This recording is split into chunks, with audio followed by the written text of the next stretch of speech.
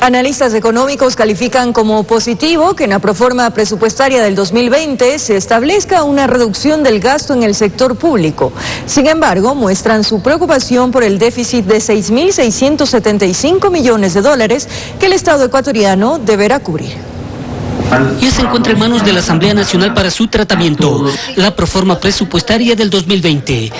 El analista económico Pablo Lucio Paredes se refiere a que se haya respaldado con un precio del barril de petróleo de $51.30. Uno nunca sabe si va a ser más o ser menos. Yo hubiera pensado que es mejor poner un poco menos, por si acaso, pero digamos tampoco es una cosa que está totalmente desfasada, ¿no?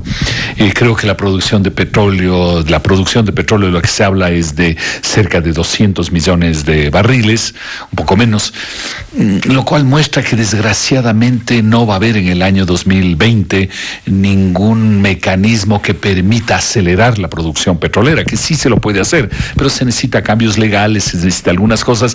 El régimen se ha planteado como meta la reducción de 600 millones de dólares por concepto de subsidio a los combustibles, pero eso lo determinarán los acuerdos a los que se lleguen en las mesas de diálogo. Sin embargo, Paredes recuerda que existen otras obligaciones con las que se deben cumplir.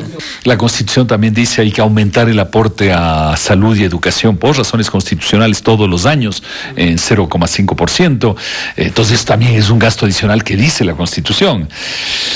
Entonces también hay que ver esas cosas, ¿no? Que hay que reducir el gasto, pero la propia Constitución te lleva a aumentar ciertos gastos. Se establece la transferencia de 1.400 millones de dólares para cubrir el aporte del 40% que el Estado ecuatoriano debe efectuar al Instituto Ecuatoriano de Seguridad Social.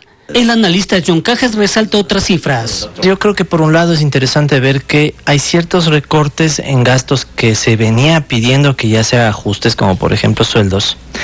Pero al mismo tiempo también llama la atención que por el lado de los ingresos también hay ciertas contracciones graves. Por ejemplo, se puede ver que hay una reducción tanto en la recaudación del impuesto a la renta y sobre todo en la recaudación del impuesto al valor agregado. Además, Cajas muestra su preocupación por el déficit que presenta la proforma. ¿Qué tan seguro es alcanzar incluso ese financiamiento, considerando que ya el Fondo Monetario Internacional ha tenido que hacer algunos ajustes con respecto a las metas del programa que se estaba aplicando?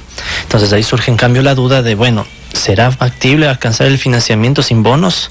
¿O tal vez se está siendo muy optimistas? Informó Héctor Romero. El gobierno